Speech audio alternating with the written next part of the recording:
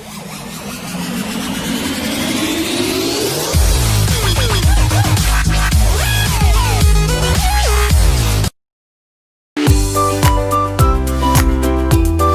Everyone. तो आज का हमारा जो टॉपिक है वो है फंडामेंटल यूनिट ऑफ लाइफ। भैया ये तो हम पढ़ ही रहे थे, पर इसमें आज जो हमें पढ़ना है वो है हमारा न्यूक्लियस एंड साइटोप्लाज्म। तो फर्स्ट टॉपिक क्या है हमारा? न्यूक्लियस। तो सबसे पहले हम क्या पढ़ेंगे? न्यूक्लियस। उसके बाद जो हमारा न्यूक्लियस कंप्लीट होने के बाद हम पढ़ेंगे साइटोप्लाज्म। तो आइए देख लेते हैं न्यूक्लियस एंड साइटोप्लाज्म। सबसे पहले देखेंगे न्यूक्लियस। सबसे पहले देख लेते हैं ये कहाँ प्रेजेंट होता है, ठीक है। और अब तक आपने मेरे वीडियो को अभी तक लाइक और शेयर नहीं किया है तो जाइए और कर लीजिए, और मेरे चैनल को सब्सक्राइब भी कर लेना। उसके बगल में जो नोटिफिकेशन बेल है उसको भी दबा देना, जिससे कि मेरे आने वाली वीडियो सबसे पहले आपको मिल जाए। ओके, तो देख लेते हैं nucleus.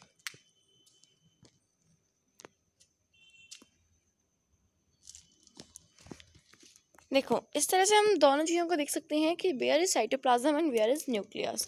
So this is an nucleus, और जो आपको ये जेलिक सब्सटेंस दिख रहा है ये होता है हमारा साइटोप्लाज्म। देखो ध्यान से देखना, ये जिसमें ये जो न्यूक्लियस है ये सेटल है, ये वो क्या है? ये है हमारा साइटोप्लाज्म, ठीक है। ये होता है सेल मेम्ब्रेन है ये, और न्यूक्लियस के बीच में, इन दोनों के बीच में है ये, देख सकते हैं। तो यहाँ पे होता है हमारा साइटोप्लाज्म, और न्यूक्लियस तो आप देख सकते हो ये सेंटर में होता है, थोड़ा लार्ज होता है। तो चलिए देख लेते हैं इसके बारे में थोड़ी बहुत चीज़ें। सबसे पहले तो ये एक सेलुलर कंपोनेंट होता है, यानी कि एक सेल का पार्ट होता है, ठीक है।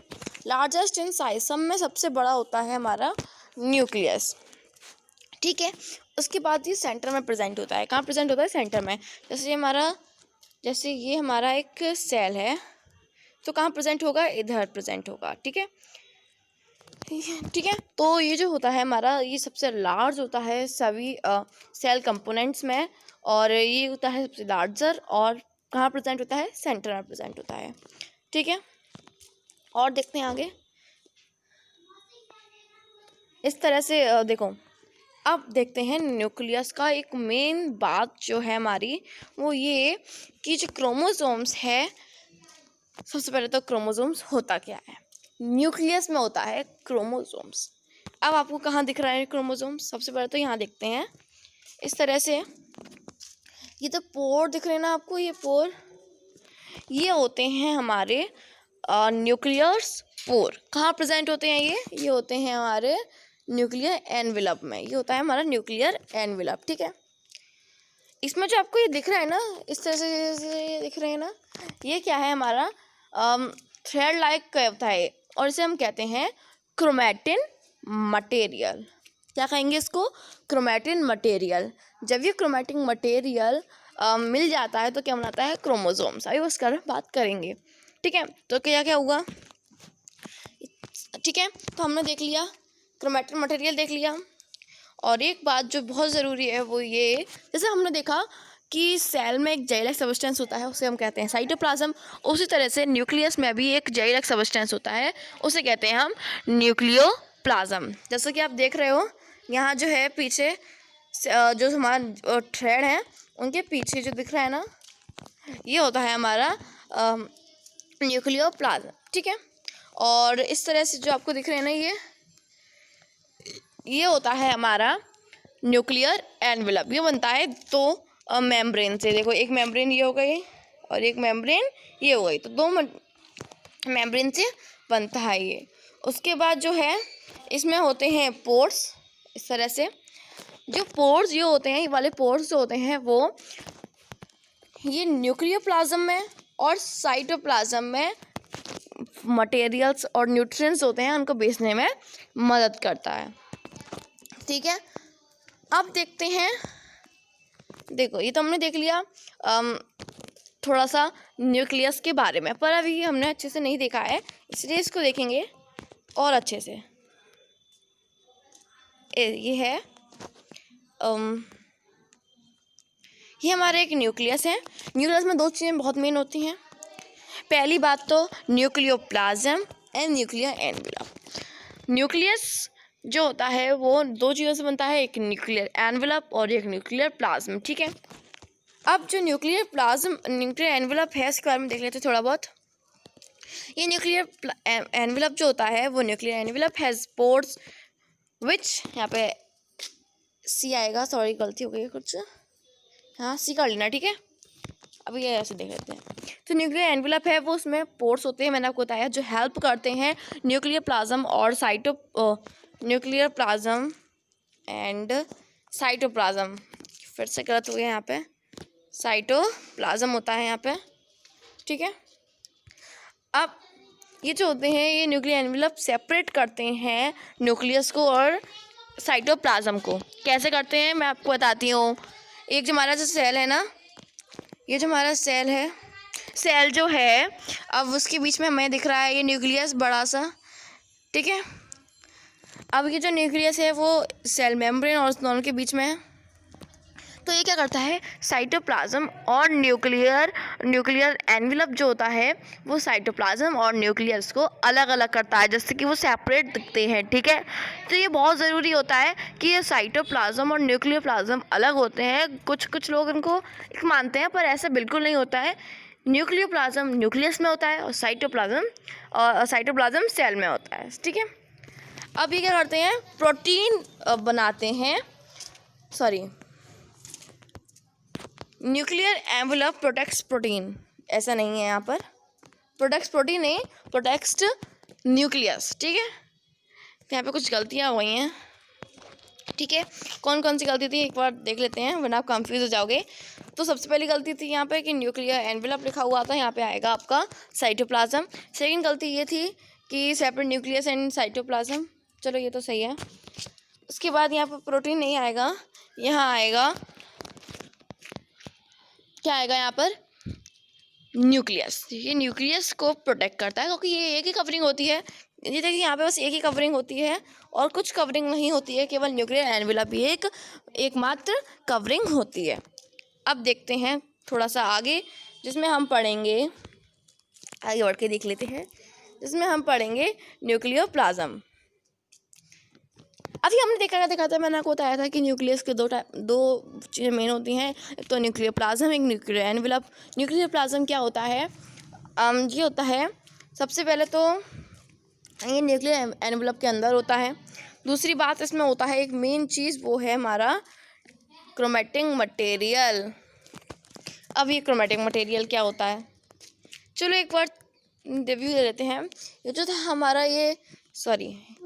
हमारा ये थोड़ा थ्रेड लाइक स्ट्रक्चर जो था, जब ये मिक्स हो जाते हैं, यानी कि एक बना लेते हैं, तो हम उन्हें कहते हैं, एक इस तरह का बनाते हैं कुछ, इसे कहते हैं हम क्रोमोसोम्स। ये जो क्रोमोसोम्स होते हैं इनमें होता है डीएनए, जैसा कि आपने अभी देखा, मैंने आपको बताया था, ठीक है।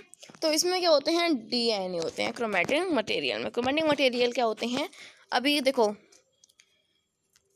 ये एक थ्रेड लाइक स्ट्रक्चर है, ठीक है, इस तरह से।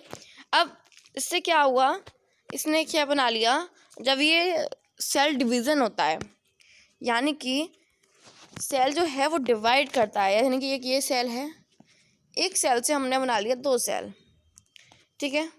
उसके बाद इसी तरह से हम बनाते गए सेल, बनाते गए, क्या हुआ इससे, तो जो सेल है वो डिवाइड कर रहा है। जब ये डिवाइड करता है ना, तो क्या होता है, जो क्रोमैटिक मटेरियल होते हैं वो हो जाते हैं, क्रोमैटिक मटेरियल जो थ्रेड लाइक है, क्या बना देंगे, ये बन जाएंगे कुछ इस तरह के, यानी क्रोमोसोम बना देते हैं। क्रोमोसोम में क्या होता है, क्रोमोसोम में होता है डीएनए। जो डीएनए होता है वो, जैसे कि मम्मी है हमारी, तो मम्मी जैसे कहते नहीं है कि बच्चे अपनी मम्मी पर गए हैं, तो वो कैसे गए हैं, डीएनए के थ्रू गए हैं। किससे गए हैं, डीएनए के थ्रू। डीएनए कैसा दिखता है, थोड़ा देख लेते हैं। ये तो हमने देखा, इसमें होते हैं, अरे सॉरी, ठीक है। अभी ये न्यूक्लियस है, क्रोमैटिक मटेरियल ने बनाए क्रोमोसोम्स, कुछ इस तरह के दिख रहे हैं आपको, ये मिक्स हो चुके हैं अभी, यानी कि उन्होंने बना लिया कुछ इस तरह का सब्सटेंस, ठीक है, इसे कहते हैं हम क्रोमोसोम्स। फिर क्या हुआ, फिर जो हुआ अब ये हमारा जो न्यूक्लियस है, जो हमारा क्रोमैटिक मटेरियल है उसने बनाए क्रोमोसोम्स। क्रोमोसोम्स में क्या होते हैं, डीएनए। डीएनए किस तरह के दिखाई देते हैं, बहुत ज़रूरी है, एक बार देख लेना। इस तरह के होते हैं, कुछ सीढ़ी लाइक होते हैं, इस तरह से होते हैं, ठीक है, हटा लेते हैं। अब एक बार और देख रहे हैं, देखिए हम जब उसको पूरी देख लेंगे तो मालूम पड़ जाएगा ये किस तरह से है। ये हमारा एक सेल है, ठीक है, सेल में आ गया हमारा ये न्यूक्लियस, ये न्यूक्लियस आ चुका है हमारा। अब इसके अंदर गए हम, इसमें क्या मिले हमें, क्रोमोसोम्स मिल गए। क्रोमोसोम्स मैंने आपको बताया था कुछ इस तरह के होते हैं। अब इन क्रोमोसोम्स में भी दो चीज़ें होती हैं, एक हिस्टोन और डीएनए, ठीक है, क्या होती हैं, हिस्टोन और डीएनए होते हैं इन दोनों में, ठीक है। अब आगे देखते हैं, अब जो है हमारा, हमने देख लिया न्यूक्लियस, देख लिया क्या क्या हुआ न्यूक्लियस में। अब साइटोप्लाज्म देख लेते हैं।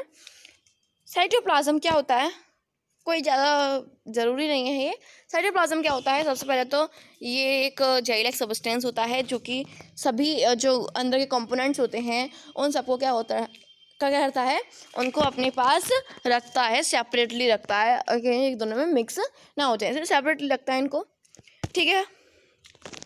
कौन कौन से होते हैं, सेल ऑर्गेनल्स, जो कि हम पढ़ने वाले हैं अगले वीडियो में। जो सेल ऑर्गेनल्स हैं वो क्या होते हैं, सेल ऑर्गेनल्स यानी कि जैसे कि जो सेल है हमारा, सेल में अब पूरे बॉडी बन रही है तो उसमें कुछ काम होते हैं, प्रोटीन बनाना हुआ और सेल को प्रोटेक्ट करना हुआ, ये बहुत सारी चीज़ें होती हैं और जो ज़रूरी होती हैं। अभी हमने क्या पढ़े थे, पार्ट्स ऑफ सेल, जिसमें हमने देखा था सेल मेम्ब्रेन, सेल वॉल और न्यूक्लियस और साइटोप्लाज्म देख लिया।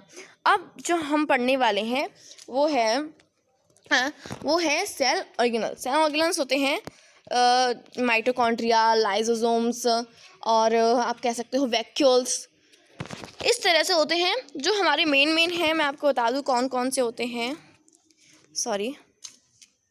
मेन कौन कौन से होते हैं। पहला हो गया हमारा माइटोकॉन्ड्रिया, ठीक है, हमने ले लिया। फिर हो गया ER यानी कि एंडोप्लाज्मिक रेक्टिलम, बहुत ज़रूरी है, एंडोप्लाज्मिक रेक्टिलम, माइटोकॉन्ड्रिया, लाइसोसोम्स, वैक्यूल्स और बहुत सारे होते हैं, देखेंगे आगे एक एक करके देखेंगे, ओके। तो आज तो हमने देख लिया न्यूक्लियस और अगले वीडियो में हम सेल ऑर्गेनल्स स्टार्ट करने वाले हैं। सेल ऑर्गेनल्स क्या होते हैं ये भी देखेंगे अच्छे से। तो आज के लिए बस इतना ही। Thank you for watching this video.